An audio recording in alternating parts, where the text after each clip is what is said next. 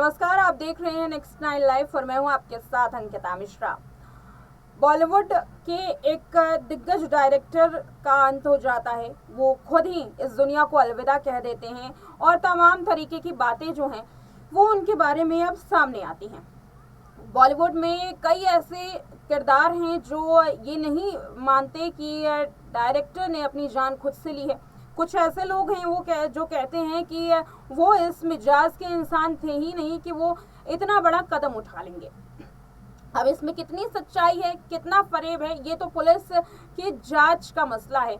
लेकिन चलिए आपको दिखाते हैं कि आखिर क्या क्या ऐसी चीजें हैं जो इस पूरे केस में खटक रही हैं और कैसे आखिर पूरी प्लानिंग के साथ डायरेक्टर नितिन देसाई ने इस पूरे केस को अंजाम दिया।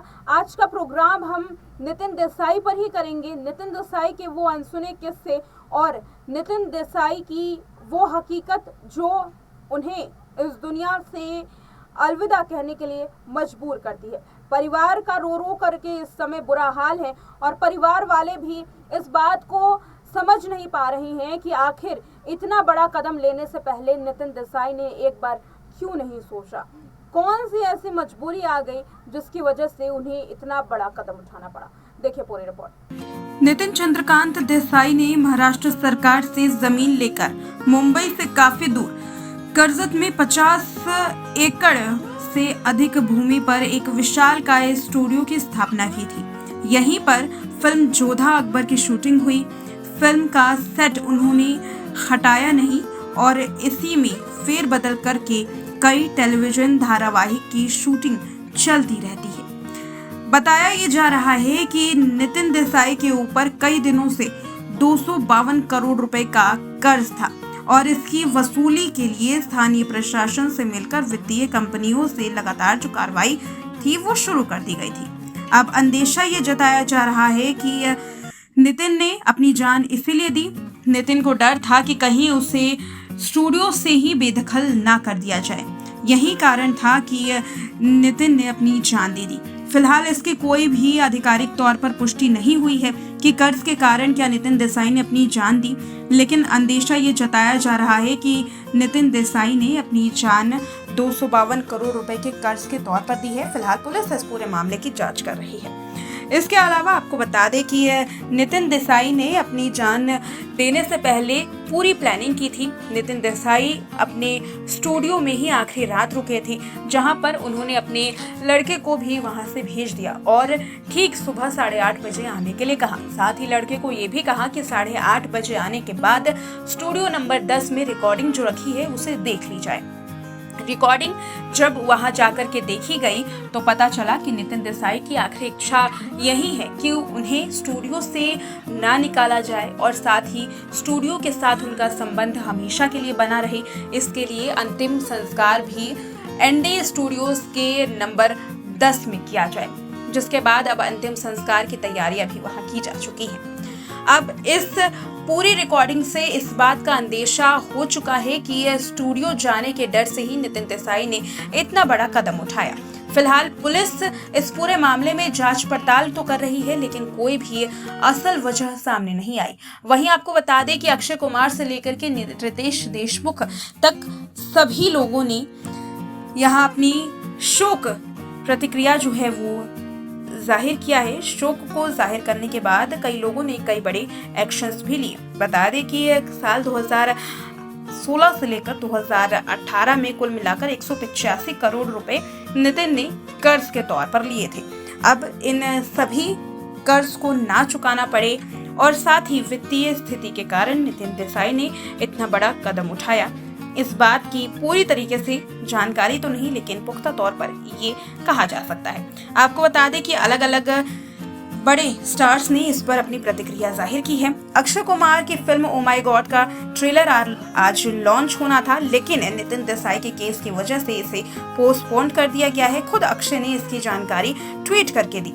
नितिन देसाई के निधन के बारे में जान करके अविश्वसनीय दुख हो रहा है। वह प्रोडक्शन डिजाइनर के दिग्गज थे और हमारे सिनेमा जगत का बड़ा हिस्सा थे।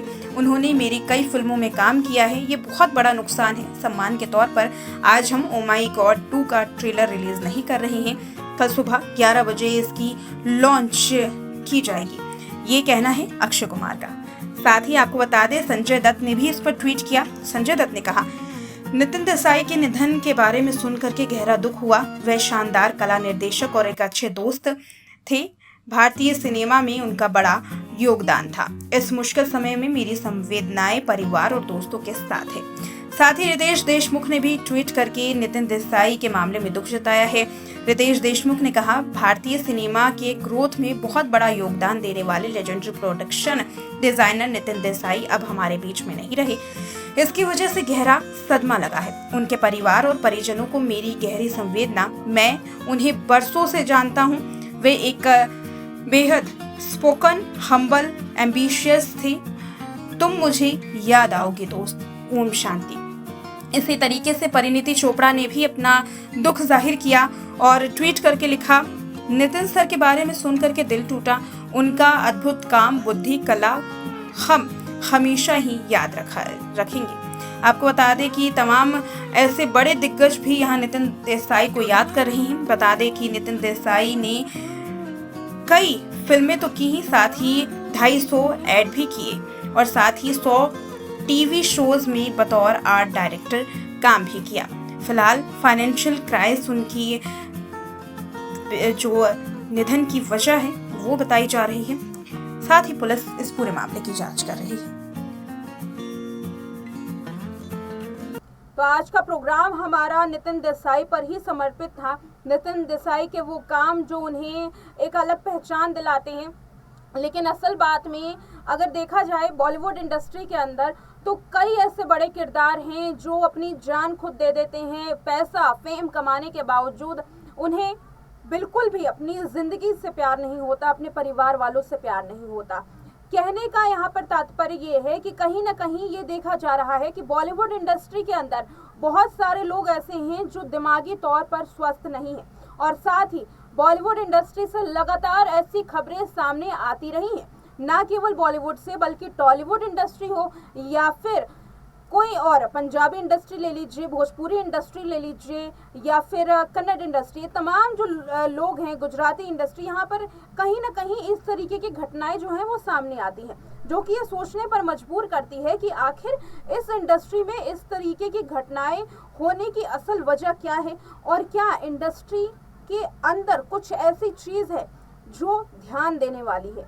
और खासकर उन लोगों को जो इंडस्ट्री में आना चाहते हैं, जो युवा हैं, जो नए जो कलाकार हैं, जो इस इंडस्ट्री में अपने नाम को, अपने मुकाम को हासिल करना चाहते हैं। फिलहाल इस वीडियो में इतना ही। देखते रहें नेक्स्ट टाइम लाइव।